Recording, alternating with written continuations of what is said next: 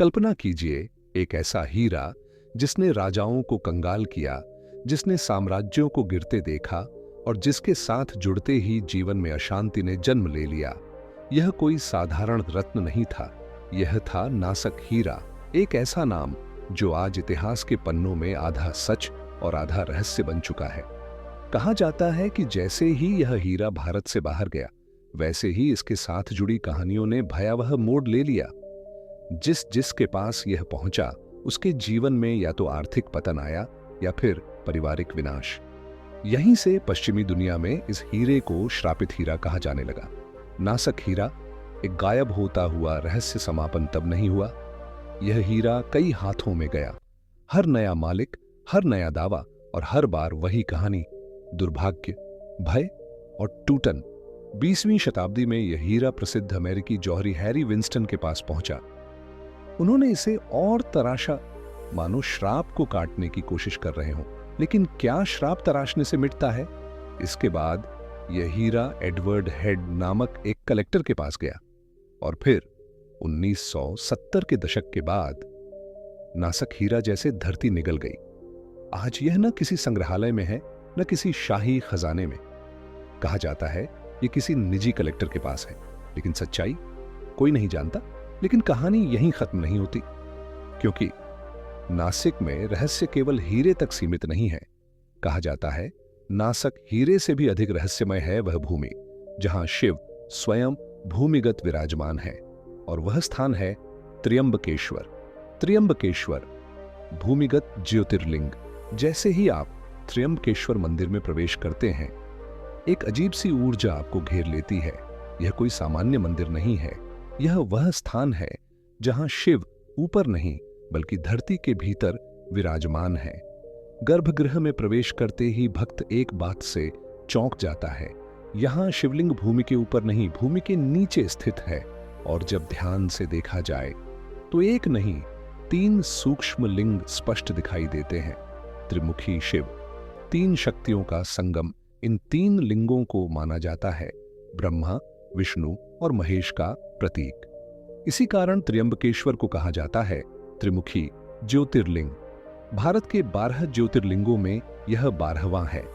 एकमात्र ऐसा स्थान है जहां शिव सृष्टि, संरक्षण और संहार तीनों शक्तियों का प्रतिनिधित्व करते हैं। यहां दर्शन केवल पूजा नहीं, बल्कि जीवन और ब्रह्मांड को समझने की एक यात्रा है। निरंतर जल प्रवाह, स्वयं अभिषेक करते शिव त्र्यंबकेश्वर के शिवलिंग की एक और अद्भुत विशेषता है। यह शिवलिंग हमेशा जल में डूबा रहता है। गर्भगृह में निरंतर जल प्रवाह होता रहता है, मानो शिव स्वयं अपने अस्तित्व का अभिषेक कर रहे हों। यह जल कभी सूखता नहीं। इसे शिव की निरंतर उपस्थिति और अदृश्य कृपा का प्रतीक माना जाता है। पंचमुखी मुकुट, 5 स्वरूपों का रहस्य। हर सुबह पूजा के बाद शिवलिंग पर चढ़ाया जाता है पंचमुखी मुकुट। यह मुकुट शिव के 5 स्वरूपों सद्योजात, वामदेव, अघोर, तत्पुरुष और ईशान का प्रतीक माना जाता है। यह संकेत है कि यहां शिव पूर्ण है, समग्र है और सर्वव्यापी है। कुशावर्त कुंड, जहां गोदावरी स्थिर हुई, लेकिन त्र्यंबकेश्वर की आत्मा केवल मंदिर में नहीं बसती। असल रहस्य छिपा है कुशावर्त कुंड में। मंदिर से कुछ दूरी पर स्थित यह कुंड शांत दिखता है, लेकिन इसकी कथा गहरी है। कहा जाता है गोदावरी नदी पहले स्थिर नहीं रहती थी, वह प्रकट होती और फिर लुप्त हो जाती। ऋषि मुनि परेशान हो गए। तब ऋषि गौतम ने अपनी तपस्या से एक प्रतीकात्मक उपाय किया। उन्होंने कुशाघास से गोदावरी के प्रवाह को बांध दिया और तभी से यह स्थान कहलाया कुशावर्त, अर्थात जहां नदी को स्थायित्व मिला।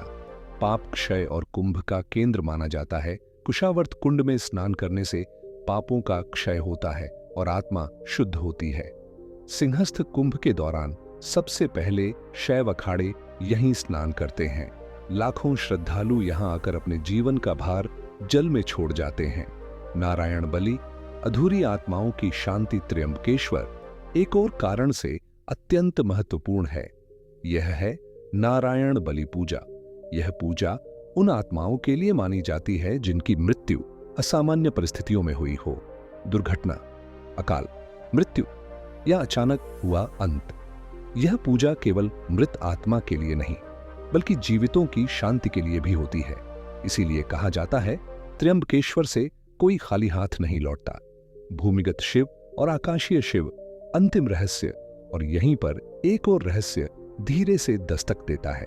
त्र्यंबकेश्वर में शिव धरती के भीतर हैं, जबकि सोमनाथ को लेकर मान्यता है कि वहां शिवलिंग आकाश में तैरता हुआ था। एक शिव स्थिर, एक शिव गतिमान। क्या यह संयोग है या शिव के दो रहस्यमय स्वरूप? इस प्रश्न का उत्तर त्र्यंबकेश्वर में नहीं बल्कि सोमनाथ की कथा में छिपा है। आउटरो रहस्य अधूरा छोड़ते हुए अगर आप जानना चाहते हैं कि उड़ता हुआ शिवलिंग क्या था और इसके पीछे छिपा रहस्य, तो हमारी सोमनाथ वाली वीडियो जरूर देखें। इस रहस्यमय यात्रा में अंत तक हमारे साथ बने रहने के लिए आपका बहुत बहुत धन्यवाद। हर हर महादेव। कुछ स्थान ऐसे होते हैं जहां इतिहास बोलता नहीं, फुसफुसाता है। कुछ वस्तुएं ऐसी होती हैं जो चमकती जरूर हैं पर रोशनी नहीं, अंधकार फैलाती है। नासिक एक ऐसा ही स्थान है। यह केवल एक शहर नहीं है, यह काल, कर्म और श्राप की एक जीवित प्रयोगशाला है। और इस कहानी की शुरुआत होती है एक ऐसे हीरे से जो आज मौजूद है लेकिन दिखाई नहीं देता। नासक हीरा, वह रत्न जो इतिहास से मिटा दिया गया। नासक हीरा सुनने में यह नाम जितना साधारण लगता है, हकीकत में उतना ही भयावह है। भारत में रहते हुए यह केवल एक बेशकीमती रत्न था, लेकिन जैसे ही यह अपनी जन्मभूमि से दूर गया, वैसे ही इसके चारों ओर अशुभ घटनाओं की छाया गहराने लगी। जिसके पास यह पहुंचा, उसके जीवन में या तो अर्थ या फिर परिवार टूटने लगा। कुछ लोग कंगाल हो गए, कुछ लोग मानसिक रूप से टूट गए और कुछ लोगों के नाम इतिहास से ही मिटा दिए गए। यहीं से पश्चिमी दुनिया ने इस हीरे को नाम दिया द कर्स्ड डायमंड, एक के बाद एक मालिक। और वही कहानी, यह हीरा कई हाथों में गया। हर नया मालिक एक नई शुरुआत की उम्मीद लेकर आया, लेकिन अंत हर बार वही रहा। 20वीं शताब्दी में यह पहुंचा प्रसिद्ध अमेरिकी जौहरी हैरी विंस्टन के पास। उन्होंने इसे और तराशा, मानो पत्थर से नहीं भाग्य से लड़ रहे हों। लेकिन क्या श्राप तराशने से मिटता है?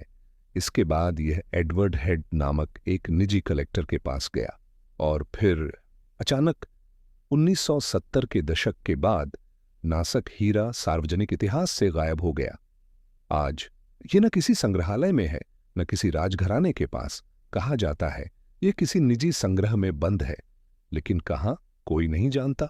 नासिक, जहां रहस्य समाप्त नहीं होते, लेकिन यह कहानी यहीं समाप्त नहीं होती, क्योंकि नासिक में एक और शक्ति है जो हीरे से भी पुरानी है और श्राप से भी गहरी। यह है त्र्यंबकेश्वर। त्र्यंबकेश्वर वह मंदिर जहां शिव छिपे हैं। त्र्यंबकेश्वर में प्रवेश करते ही हवा बदल जाती है। यहां शांति है, लेकिन वह साधारण शांति नहीं, यह भार वाली शांति है। गर्भगृह के भीतर जैसे जैसे आप आगे बढ़ते हैं, आपको एहसास होता है यह कोई सामान्य ज्योतिर्लिंग नहीं। यहां शिव ऊपर नहीं, नीचे हैं। भूमि के भीतर 3 लिंग, 3 सत्य। ध्यान से देखने पर शिवलिंग एक नहीं लगता, वहां दिखाई देते हैं 3 सूक्ष्म लिंग। ये केवल प्रतीक नहीं, ये ब्रह्मांड के 3 मूल सत्य हैं। सृष्टि, ब्रह्मा संरक्षण, विष्णु संहार, महेश। यही कारण है कि त्र्यंबकेश्वर कहलाता है त्रिमुखी ज्योतिर्लिंग। भारत में 12 ज्योतिर्लिंग हैं, लेकिन यह अकेला है क्योंकि यहां शिव केवल भगवान नहीं, ब्रह्मांड की प्रक्रिया है। सदा बहता जल, स्वयं शिव का अभिषेक। त्र्यंबकेश्वर का शिवलिंग कभी सूखा नहीं रहता, लगातार जल बहता रहता है। ऐसा लगता है जैसे शिव खुद को ही अभिषेक की अवस्था में रखते हों। यह जल प्राकृतिक है, लेकिन प्रभाव अलौकिक। भक्त कहते हैं यहां खड़े होने मात्र से मन भारी हो जाता है और फिर हल्का भी। पंचमुखी मुकुट, 5 चेतनाएं हर सुबह शिवलिंग पर चढ़ाया जाता है। पंचमुखी मुकुट, यह 5 मुख, 5 दिशाएं नहीं, 5 अवस्थाएं हैं। जागृत, स्वप्न, सुषुप्त तुरीय और तुरीयातीत। यानी शिव यहां केवल पूजे नहीं जाते, अनुभव किए जाते हैं। कुशावर्त कुंड, जहां नदी को बांधा गया मंदिर से बाहर एक शांत सा कुंड है। कुशावर्त देखने में साधारण, लेकिन कथा असाधारण। गोदावरी नदी पहले स्थिर नहीं थी, वह आती और चली जाती। आर्षि गौतम ने तपस्या से कुशाघास द्वारा नदी को बांध दिया। यह केवल नदी को बांधना नहीं था, यह अराजकता को अनुशासन देना था। स्नान नहीं, पुनर्जन्म कहा जाता है। कुशावर्त में स्नान केवल शरीर नहीं, कर्म धोता है। कुंभ के समय सबसे पहले शैव अखाड़े यहीं आते हैं, क्योंकि यही है मूल स्रोत। नारायण बलि मृत्यु के बाद की शांति, त्र्यंबकेश्वर मृत्यु के रहस्य से भी जुड़ा है। नारायण बलि पूजा यहां विशेष मानी जाती है। असामान्य मृत्यु, अधूरी आत्माएं, यह पूजा उन्हें शांति देती है और जीवितों को स्थिरता। धरती के नीचे शिव, आकाश में शिव त्र्यंबकेश्वर, शिव भूमिगत हैं। सोमनाथ, मान्यता है शिव आकाश से जुड़े थे, एक स्थिर, एक गतिमान। क्या यह संयोग है, या शिव हमें यह बताना चाहते हैं कि सत्य हर दिशा में है? समापन, रहस्य खुला नहीं, छोड़ा गया। नासक हीरा आज भी कहीं है, त्र्यंबकेश्वर आज भी वहीं है। कुछ रहस्य बताए नहीं जाते, महसूस किए जाते हैं। अगर आप उड़ते हुए शिवलिंग का रहस्य जानना चाहते हैं तो हमारी सोमनाथ वाली वीडियो जरूर देखें। हर